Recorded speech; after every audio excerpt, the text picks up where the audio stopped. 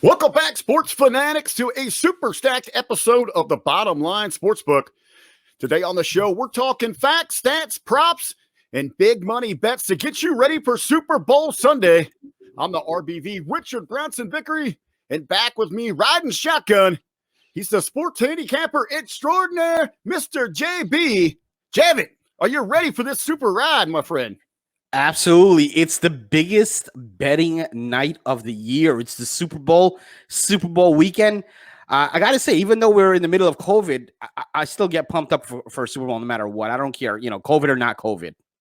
I was going to say, I was just having this conversation with Jargo on the Hitting the Marks podcast. And we were doing hashtag HTM Sports. We talked about a different vibe this year. I mean, this is the build to Super Bowl week. And we're used to having press row and all the special events that are going on and all that elite coverage.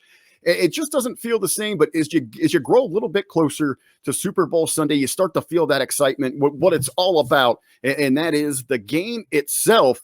You're talking about the biggest sporting day of the year. Well, you know me. I'm a total foodie, so I got some fun stats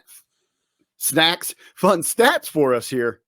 Of course, this is brought to you by hashtag RBV Eats Out and hashtag RBV Fitness. Remember out there, hashtag RBV Fitness. It's all about creating a more well-rounded you.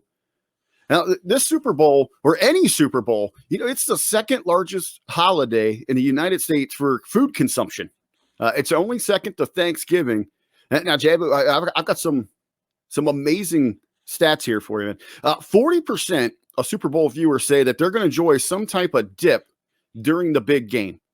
Number one, top of that list, guacamole. 139 million pounds of guac on Super Bowl Sunday, my brother. Are you a guac fan?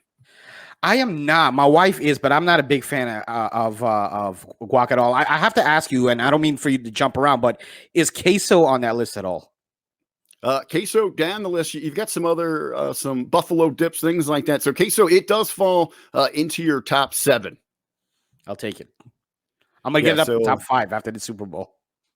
All right. JB going to do his part to move queso up that list there. Americans will eat more than 100 million pounds of chicken wings. That turns out to be about 1.25 billion wings. I believe it. Chicken wings are actually my favorite Super Bowl food. Pizza and chicken wings. Chicken wings is number 1, pizza number 2. But what's your sauce? Believe it or not, and this is really weird, I don't like sauce with my chicken wings. I like it very straight, just no sauce whatsoever. And when I go anywhere and I order it, the waitress always looks at me like I'm weird. But I like it without any sauce whatsoever. Yeah, a little tip out there when you're going out for wings, whatever your choice is for your sauces, always get it on the side. They're much cleaner to eat, and you're going to get more sauce with them. A little tip from hashtag RBV Eats Out. An estimated 12.5 million pizzas are going to be ordered on Super Bowl Sunday, by far the busiest pizza day of the year. Yeah, I strongly recommend if you're ordering pizza, and this is it's not really a hack, it's common sense. Order your pizza early. If you order it about maybe an hour or 2 before the game, you'll probably get it right at halftime. And make sure that you're taking care of those drivers, those delivery people. 100%. With all those great eats that we're talking about here, and we're looking forward to Super Bowl Sunday, of course, we're going to need something to wash all that deliciousness down. I've got something for you here. How about 51.7 million cases of beer this Super Bowl Sunday? I believe it, man. I mean, that's like the go-to thing, beer, I'm not much of a beer drinker as I used to be when I was younger, but I'll down a Corona every now and then. I'm more of a liquor drinker, but usually for when I'm watching sports, I start out with beer and then end up in liquor. That's what I go to. I'm a whiskey guy, but I've got a nice cold beer in hand between drinks there. But yeah, I don't go with the good stuff, man. I'm a Busch Light guy. I keep it simple. I'm the grain of the earth, blue collar Midwest. Give me a nice cold Busch Light, and I am good to go. I like the import stuff versus domestic. I'm not a huge fan of the domestic. You see, you being that handicapper extraordinaire, you've got them deep pockets, brother. You can afford all that. I'm just a simple Joe here from Ohio, living the best that I can, okay? With all the eats you're eating, that's the thing. You're wasting your beer. No, I don't want to say you're wasting, but you're allocating your beer money into your food money. That's what it is. You need to diversify a little bit more. Well, JB, no doubt you've got those deep pockets, but let's talk about somebody that's got some major cash flow going. Let's talk about the biggest bet placed so far on this year's Super Bowl. This comes in from Jim Mattress Mackendale. He's a Houston furniture store owner who he's known for making these blockbuster, gigantic sports bets. This year, he has placed the largest wager on the Super Bowl so far, $3.46 million on the underdog Tampa Bay Buccaneers. He bought in at this thing. He's getting the Buccaneers plus 3.5.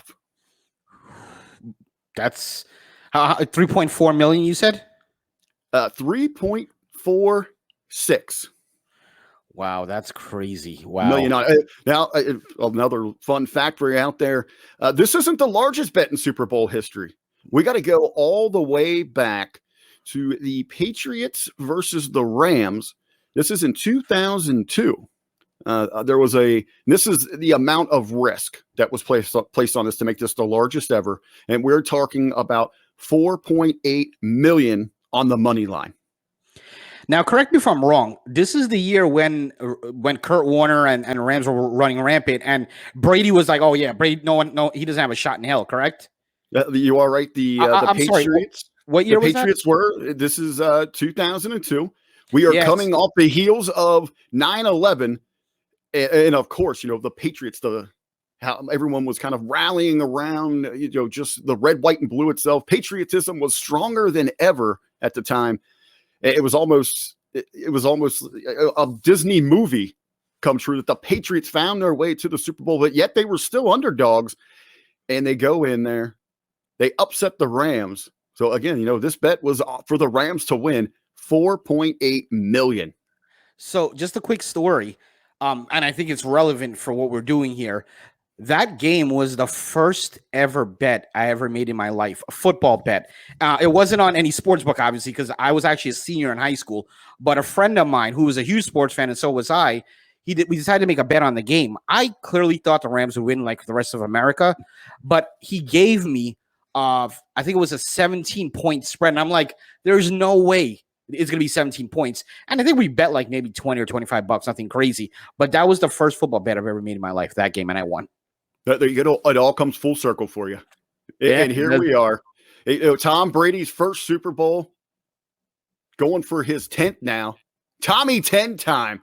I can't believe it. But before we get to the actual game itself, let's jump into some of these incredible prop bets that you can place out there. It's just not about the score, the over-under, about the game. You can have a lot of fun with this thing.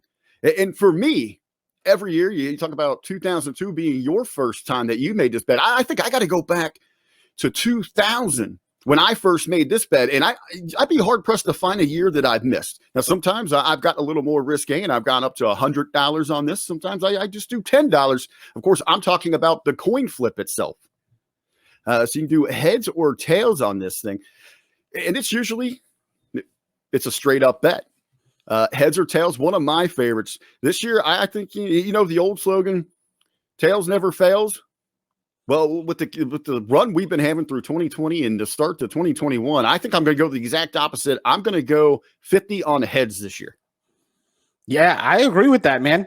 We've been in a fail for a pretty long time. So I think that fail might continue running.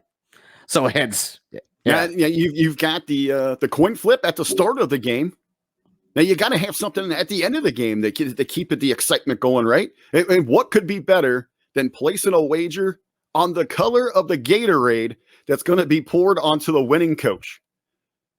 So right now for Super Bowl 55, in the running here, you have got the always popular orange at plus 160, red at plus 165, lime, green, yellow, whatever you want to call it there, at plus 330.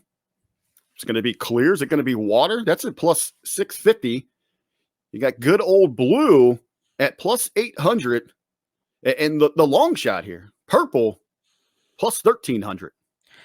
I just want to say real quick about this. And I know this is all fun. It's not about analytics, but the way my brain works, I can't help it. But the reason why orange is the favorite is because when you actually run down, and I've done this, orange has came out more times than all.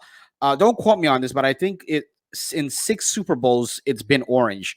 Don't quote me on that number, but it's been more than any other number. But I'm actually going to place a bet on this, and I don't know why, but I really am loving that lime green category.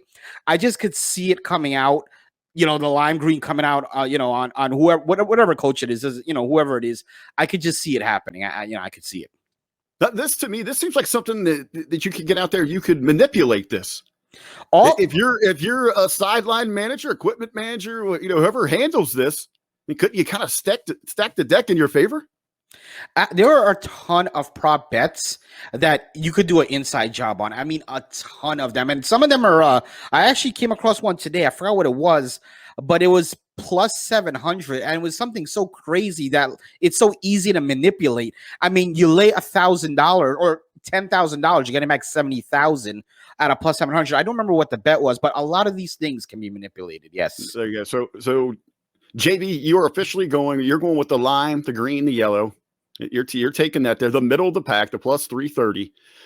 I'm just going to go with the favorite, the old school, the traditional. I'm going orange. That's my pick. Awesome. Now you talked about, there's a long list of prop bets that you can get involved with here. So let's run through a couple of these. Anyone that's really interested in this, you can actually head on over to ESPN, and they got printable sheets here. Probably about 20 little bets. It's a tremendous idea for your Super Bowl parties. Hand them out to your guests. You can kind of track them, make some fun wagers on the side. We got, things here like this. What will happen first? A sack or a touchdown? Your sack is at plus 110, a touchdown at minus 130. Of course, why don't you go ahead real quick and explain how the plus and the minus works there, JB, for some of these individuals that might not be familiar with it. Right. So in any game, you always have a favorite and an underdog. The favorite obviously is the one that is more likely to happen. When it's a favorite, you're going to see a minus. When it's a underdog, you're going to see a plus. That number that RBV is reading, that's called a money line, and it's basing it off of $100. But it can work with any fraction. So, for example, you said minus 130. That means in order to win, when it's a favorite, in order to win $100, you must bet 130, or likely in order to win $10, you must bet $13, any fraction of that. On the flip side, if it's a underdog and it's a plus 110, that means for every $100 you bet, you would win whatever the plus is. So in this case, for every $100 you bet, you would win 110, or every $10 you bet, you would win 11. And it's not 11 total. It's 11 plus your original bet, of course. So in actuality, if you bet $10, you win 21. $10 of your original bet back to you plus $11. So, I mean, anytime you see a minus or a plus, just know the minus is the favorite. The plus is the underdog. The minus means you have to bet that amount to win 100. The plus means for every 100 you bet, that's the amount you win. Very nice. Very nice. I hope I was clear. For the great explanation, some people might be out there. What are they talking about? These pluses and these numbers, these minuses. Great insider information there, JB. But for the rest of this, we'll just kind of, I'll just throw it out there what the options are, and we can do like a yes or no. Which one do you think it's going to be?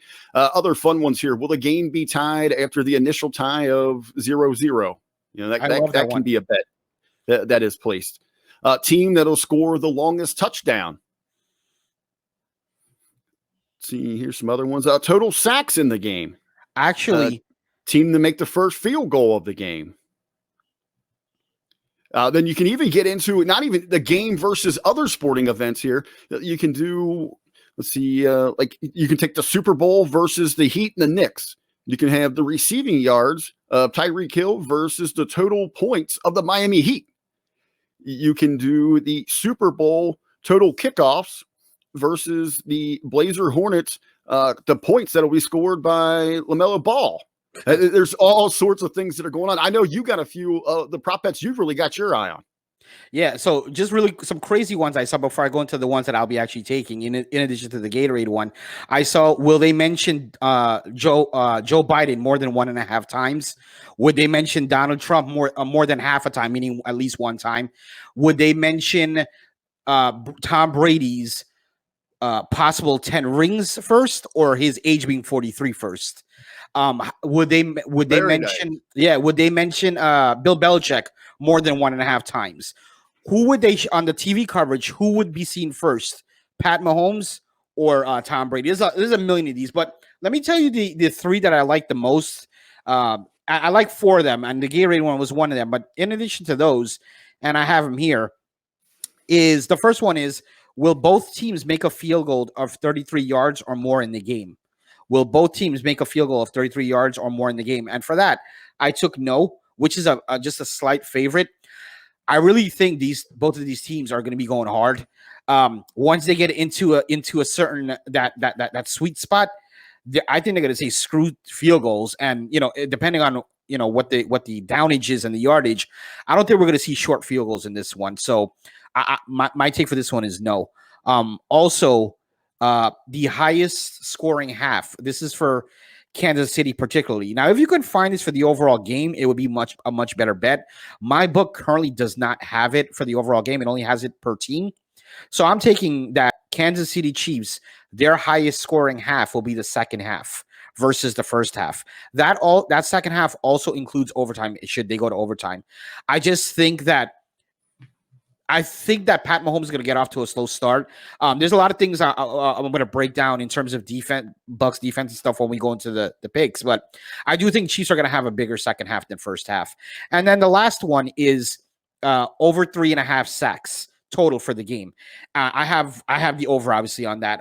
Over 3.5 sacks total. I see quite a few sacks happening in this game. Probably I see Pat Mahomes getting sacked a little bit more, and I'll go into that when we do the breakdown. But yeah, I like over 3.5 sacks on that one as well. Awesome stuff. Yeah, like we said, we're going to get into the hard-hitting details of the game as we look forward to Super Bowl this Sunday. But yeah, these prop bets, they are absolutely incredible. You and I were talking just before we went on air, so we'd like to go ahead and extend an invitation to keep your eyes and your ears open here at the Bottom Line Sportsbook. We're going to sponsor a little prop bet pick'em challenge. Of course, we're going to launch it. You can find us over on Facebook in the Hamin Media Discussion Group. JayB and myself will share links to that on our social media pages. And we're hoping to get something set up where we can extend it beyond Facebook so we can get all of our great friends over on Twitter, Instagram, wherever the case might be. So we're looking to set something up. So, again, keep your eyes and ears open for the Super Bowl prop bet pick'em. Maybe we'll try to come up with a little prize for the winner. Maybe I'll reach out to one of the great pros at the Hamin Media Group so we can get a T-shirt or something for everybody. So again, keep your eyes and ears open for the Bottom Line Sportsbook Super Bowl prop bet pick'em. It's going to be coming at you here probably, obviously, before Saturday morning to get those picks in.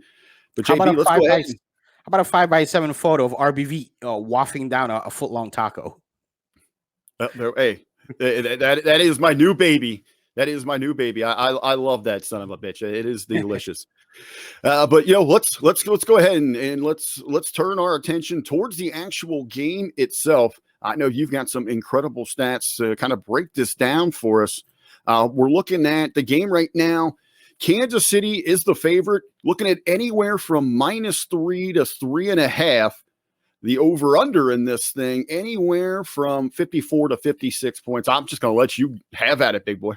Yeah, so over-under, I'm completely staying away from here because, I mean, this can literally be a defensive grind, or it can just Pat Mahomes and Tom Brady can just go nuts, and we can see 70 points total. So I'm just staying away from the over-under. Let me ask you real quick, though. As you are preparing and you're weighing in on, okay, should I look at this over under? What is a safe bet? Should anyone out there take into account how the recent run of the playoffs as compared to their last meeting back in late November? I believe it was, only a 3-point game. It was like 27-24. Right. So as we've been doing this show, you'll always hear me talk a lot about previous stats, head-to-head previous stats, trends. You're not going to hear much of that because when it comes to the Super Bowl, it's all out the window. There's one game, and trends can mean a certain anything. And you can, as I've said before, you can always find a trend to go either way. I can find 10 trends that'll say the Chiefs will win, and I can find 10 trends that'll say the Bucs will win. I almost said the Patriots, that the Buccaneers could win. So the trends can only go up to a certain extent. What I'm looking at is exactly what's right in front of us. And the one big thing that jumps out at me. So to your original question, the over-under, unless I saw a crazy number, For example, 60 something or 40 something. If it's in the 50s, it doesn't attract me. It's right down the middle. It's a very sharp line. Not enough in it for me to care. Now I look at the only other option I have now is the spread at -3, -3.5. It's so close. That 0.5 is so huge in the betting world because that's the difference between the game being 3 and it being a possible push, or that 0.5 either making you win or lose. That 0.5 is, and odds makers aren't stupid. They know how big that 0.5 is. That 0.5 is, there's been millions lost because of that 0.5 and millions won because of that 0.5. So what jumps out at me for this particular game? I'm immediately going to call out the offensive line of the Kansas City Chiefs. They are very injured right now. 3 of their players are down. Eric Fisher is also injured. Andy Reid does, they had a little interview with him. Doesn't look too optimistic. What that means is because their offensive line is sort of weak and vulnerable. Well, let's look at the opposite side. Tampa Bay. What is their D-line like? Tampa Bay's D-line is ranked top 5 in the league. I think they're going to get to Pat Holmes. Now, let's not underestimate Pat Holmes either, because he's still phenomenal and he's still Pat Holmes. So he's still going to have a good game, but I do think he's going to get pressured a lot. I do think they will get to him a couple times. Going back to, this is why I have the sacks at over 3.5. I'm not saying he alone is going to get sacked 4 times, but I do believe at least a minimum of 2 or 3 alone on him, plus whatever they get on Brady. So that's a very huge thing you have to look at. And especially if Schwartz is out and he's sidelined, it's going to be really hard for Chiefs to have consistent drives without the protection. Again, Pat Holmes is going to be Pat Holmes. He's going to have a good game, but it's going to make it that much harder. Now, the only trend that I want to talk about is we're talking about 2 quarterbacks here, 2 great quarterbacks, Pat Mahomes and Tom Brady. Would it be fair to say on this Sunday, at this very time in 2021, Pat Mahomes is the better quarterback? Is that fair to say? I think that's a fair assessment. Yes, sir. Okay. With that being, so that's the first thing I wanted to battle, because some people might disagree, but we're on the same page there. Now, if you're going back on previous Super Bowls, the last 17 Super Bowls, the superior quarterback, let's call it superior quarterback, is 5-12 against the spread. So I'm not saying that they're 5-12 straight up, meaning they're going to lose the game, but they're 5-12 against the spread. So for some reason, the secondary quarterback, not the superior, but the secondary quarterback is 12. Their team is 12-5 against the spread, which is a phenomenal number.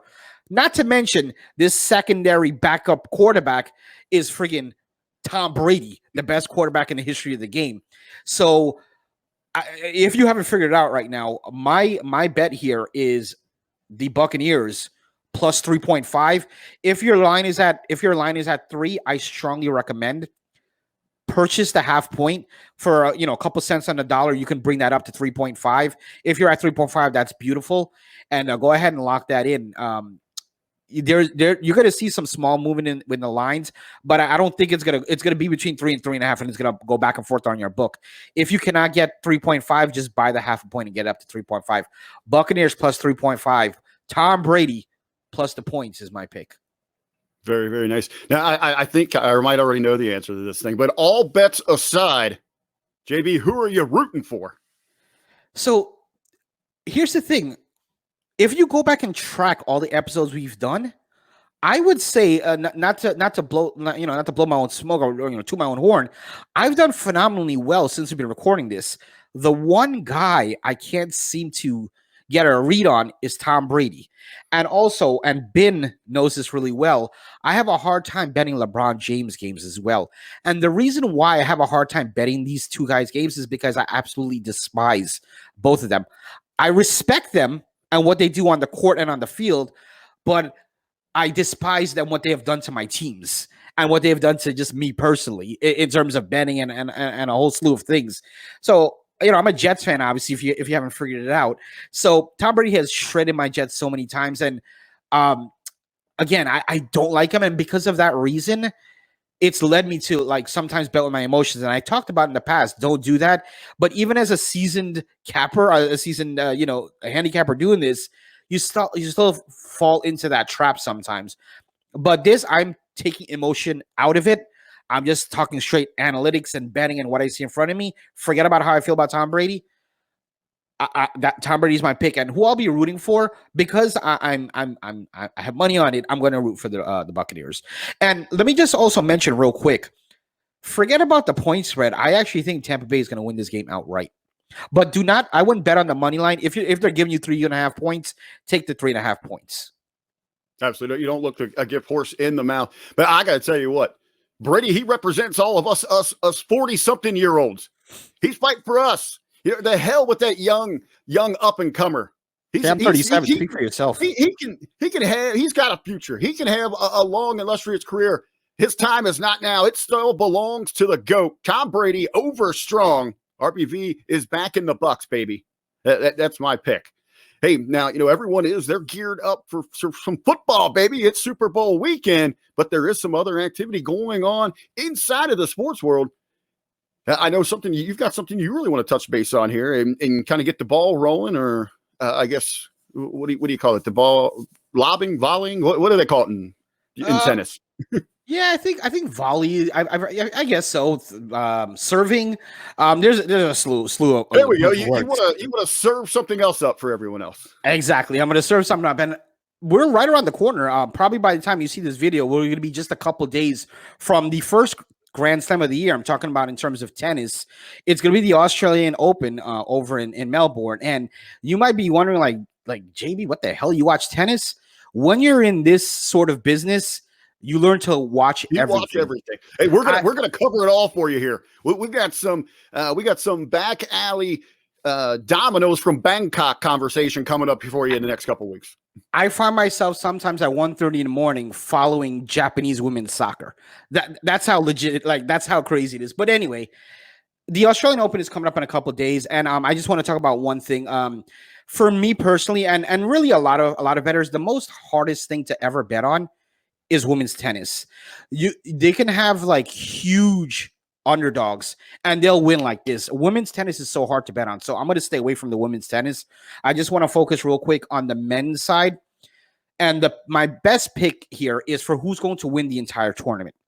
And if you're going to take this pick, you're going to want to listen because I'm going to update this each week as the tournament goes on. The tournament's not going to be a long time. It's going to be a couple weeks. But what I like here is Novak Djokovic, the best player in the world, in my opinion, probably the greatest player of all time, to win the Australian Open. And right now, because it hasn't started yet, it's actually at plus money. He is the favorite, but it's plus 125. Anytime you can get Djokovic at plus money, take it. Now, here's the thing. Even if he doesn't win, you can still make money on him. And here's why. Later, if you can get past the first 3 or 4 rounds, which he should easily, at that point, you're going to have what's called hedging options available. So maybe you feel uncomfortable with a matchup. Maybe you sprinkle some of your profits on his opponent. So if his opponent wins, you broke even. You haven't lost anything. So you're going to have hedging options. And later on in another episode, I'll explain a little bit more about hedging. But go ahead and take Novak Djokovic to win the Australian Open. He's won 17 Grand Slams in his career. And a lot of people just talk about the 17. But of those 17, 8 of them have been the Australian Open. So this is his event. Now, a lot of people are saying like, oh, well, he's older now. What does he have to play for? He has a lot to play for. He's chasing Roger Federer and Rafael Nadal. Rafael Nadal and Roger Federer have 20 Grand Slam titles. Should Djokovic win this Grand Slam, that will be his 18th. So he's still chasing greatness. So he has a lot to play for. That's my pick for the Australian Open. Very nice. Well, I know you've got another lock of the week. We're heading back to the cage, the world of MMA. Lay it on us, JayB. Yeah, we're going back to the cage. I had a really good UFC.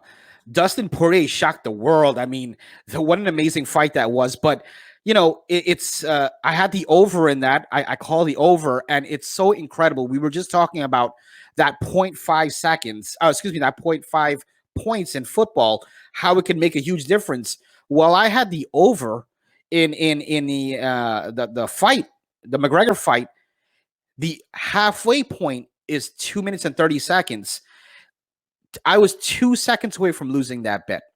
2 seconds. But because they went over 2 minutes and 30 seconds, I cashed my ticket. So that was fun for me. But yeah, we're going back to the Octagon, and it's UFC Fight Night 184, Overeem versus Volkov this weekend. And I'm actually going to look at one of the fights on the main card, and what I really like about this is it's sort of the same thing that we saw a couple weeks ago on the McGregor fight. We have a guy from Ryzen, which is a Japanese promotion, coming in over to UFC. This is his first fight. He hasn't fought in over a year though, and he's fighting one of the top guys in UFC, ranked number 5 in the flyweight division, Pantoja. So it's Pantoja, and he's taking on Manel Kape. My pick for this one, and my stone cold lock here, is the number 5 ranked Pantoja. As of right now, he's between -20 to -30. I urge you, if you're going to tail this pick, by tailing, I mean following this pick, get this right now, because the closer the fight comes, the line is going to go up. It's going up already, because when this opened, it was a -115. When I locked it in at -130, and it's going to continue climbing. So get in now while the getting is good. And yeah, stone cold lock is Pantoja to win. Straight up.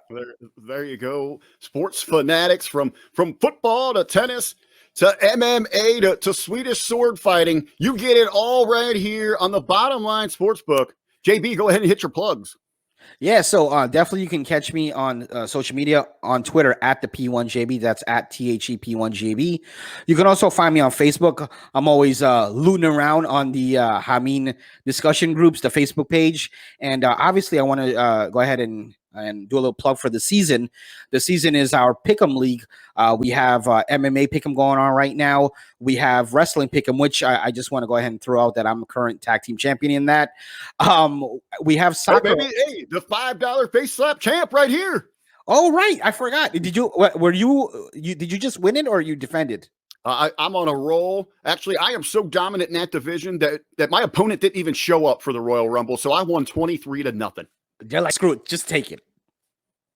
They know it. They know they're in trouble. So I'm going to roll that right into WrestleMania. I'm just throwing this out there, but I got 40 and I don't even watch wrestling. Yeah, that's fine. That's fine. I'm just messing with you. But anyway, yeah, we have that. We took a little break from soccer because we're gonna reshape some things. Look for soccer to come right back out, the English Premier League to come out right after football, after the Super Bowl is over. We're going to roll straight back into soccer. We're just working on some things on the back end, but we're going to roll back in. And a lot of other good stuff, again, on the Hamin Media Group discussion Facebook page. And yeah, that's pretty much it. Catch Cage Theory. It's a MMA podcast with myself and my bro, Blake Bulletproof Troop. You can catch us on that as well. You can follow Cage Theory at Cage Theory Pod, and also check out our Facebook group as well. Excellent. Yeah, all the amazing content offered on the Hamin Media Group platforms. You can follow across all social media. Just give a search for at the Hamin Media Group. Again, on Facebook, look up the Hamin Media Discussion Group. Get involved in all the fun activities that we have going on. But hey, if you want to keep up with hashtag RBV Eats Out and hashtag RBV Fitness, you can just follow me across all social media at The Real RBV. But for now, sports fanatics, we are out of here. And that's the bottom line, because RBV and JB said so.